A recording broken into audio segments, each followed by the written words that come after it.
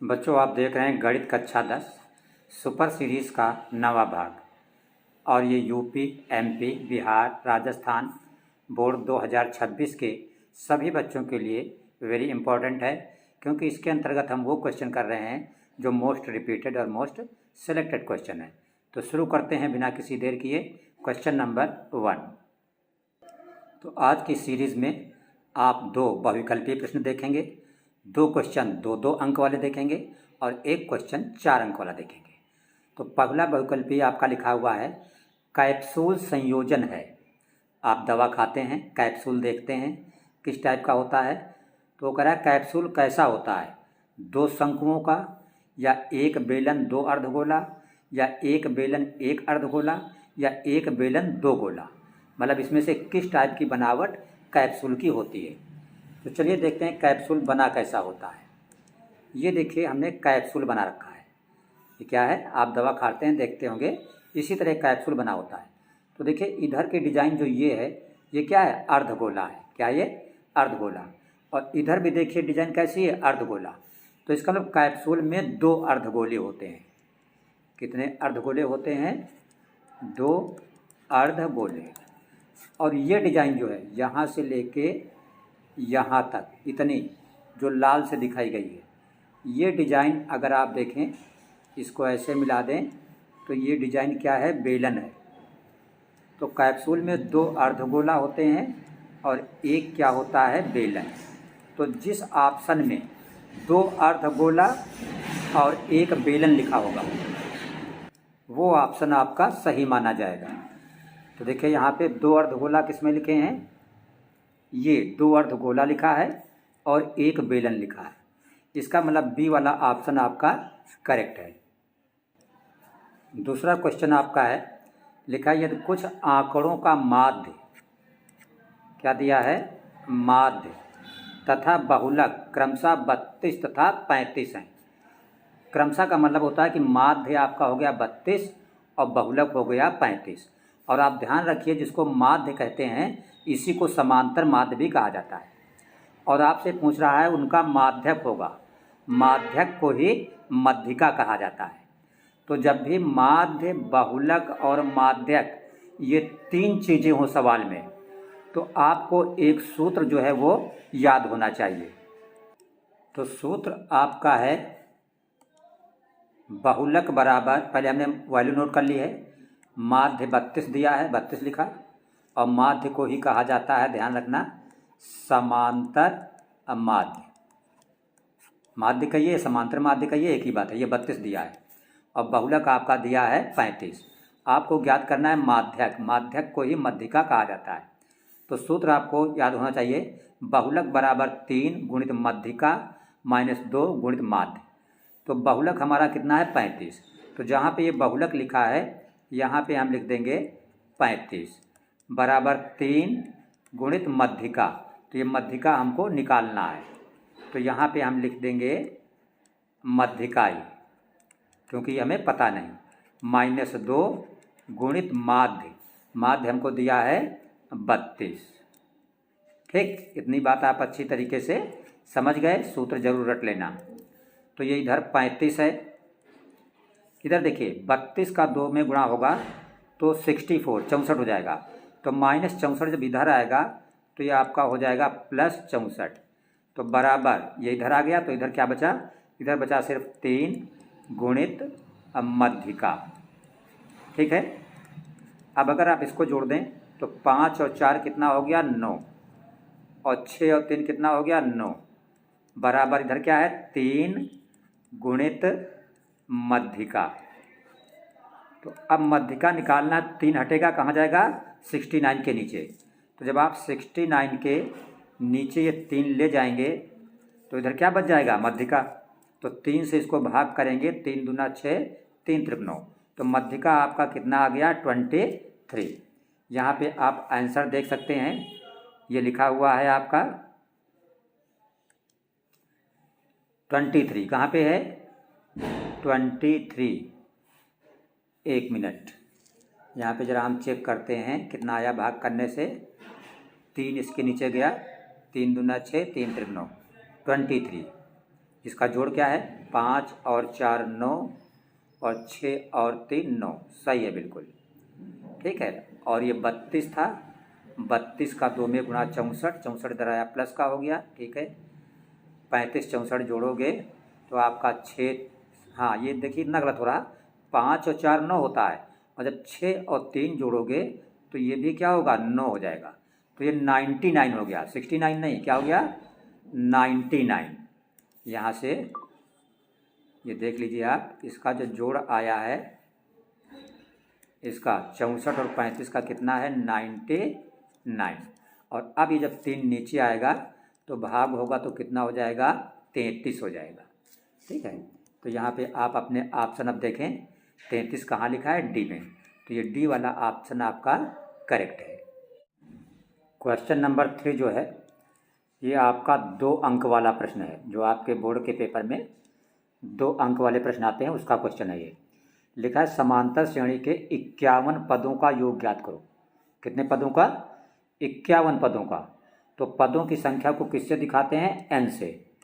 तो हमने लिखा n बराबर 51, 51। आगे आपका क्वेश्चन में लिखा हुआ है कि जिसके दूसरे और तीसरे पद क्रमशः 14 और 18 है। दूसरा पद 14 और तीसरा पद कितना है? 18। तो दूसरे पद को लिखा जाता है a प्लस डी। जो भी पद लिखना हो d उससे एक कम लिखा जाता है। जैसे दूसरा पद कह रहा तो d जो है 2d नहीं लिखा जाएगा, सिर्फ 1d लिखा जाएगा।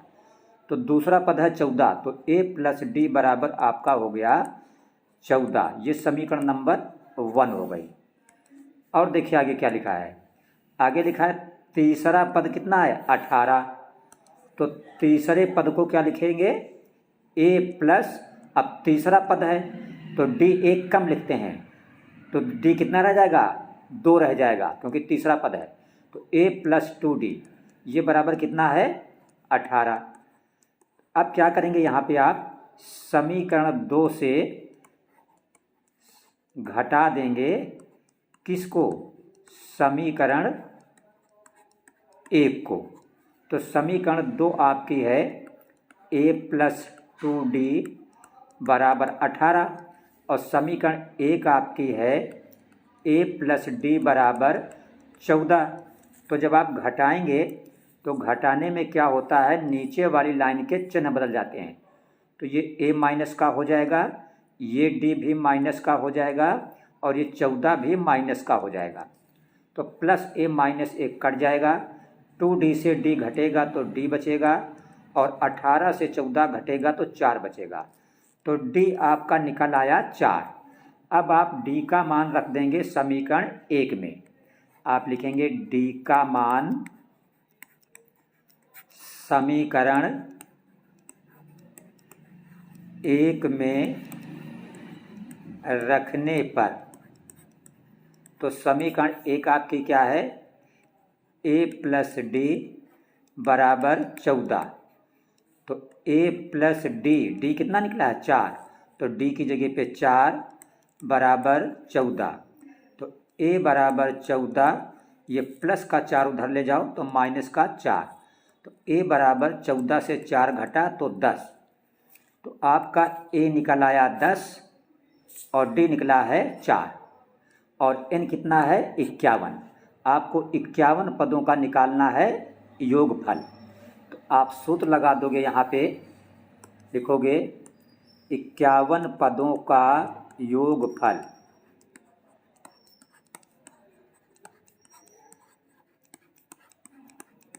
तो योगफल का जो सूत्र होता है, योग को दिखाया जाता है s से, क्योंकि इंग्लिश में s का मतलब सम का मतलब जोड़, और कितने पदों का? 51।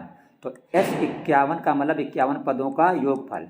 और ये बराबर सूत्र होता है n/2 इंटू ब्रैकेट में 2a प्लस n-1 इंटू का गुणा d।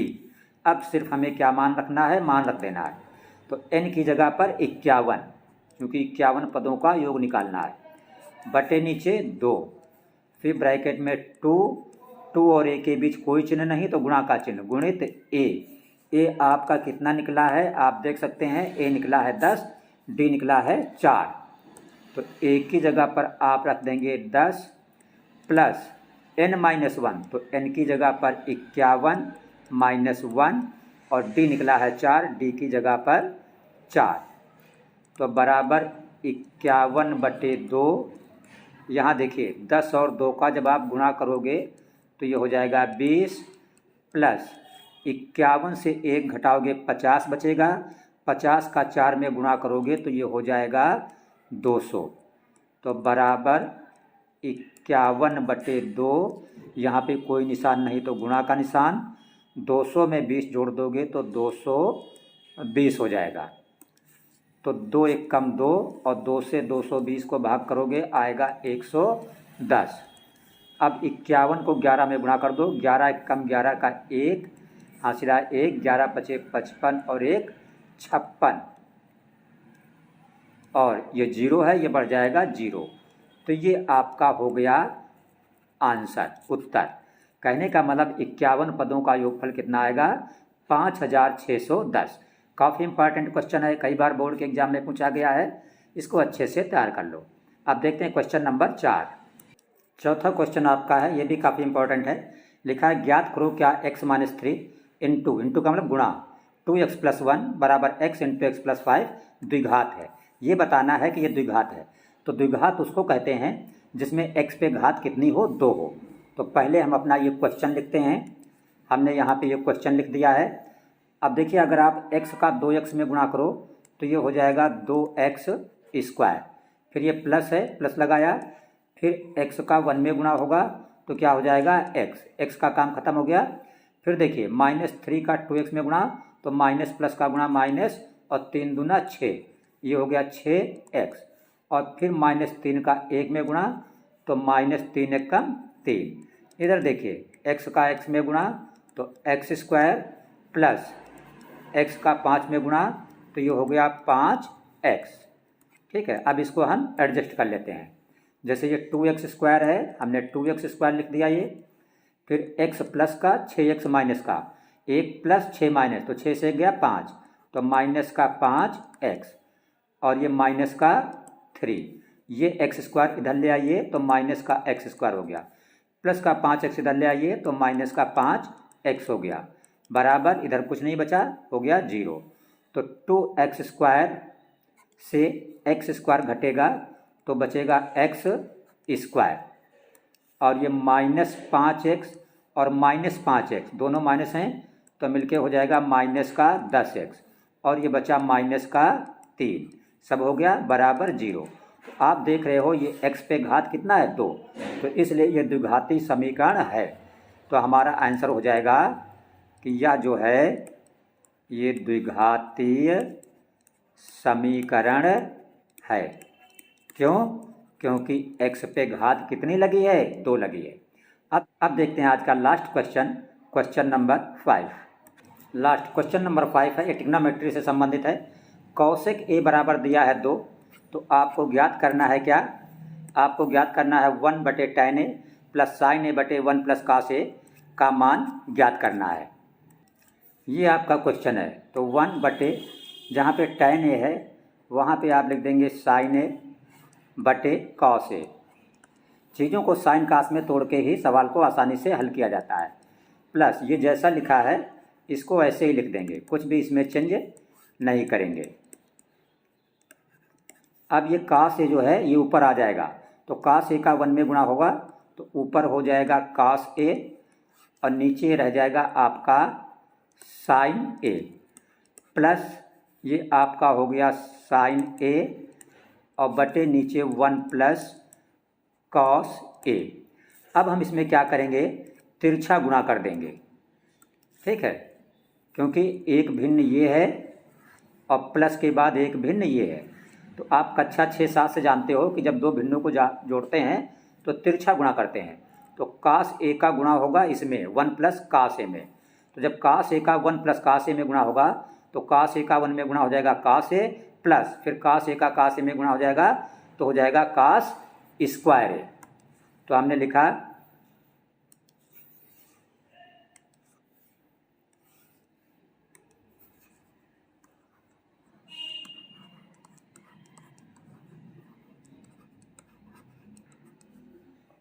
हमने लिखा cos A plus cos square A। फिर देखिए साइन A के सामने साइन A है, तो साइन A का साइन A में गुणा होगा तो हो जाएगा साइन स्क्वायर A।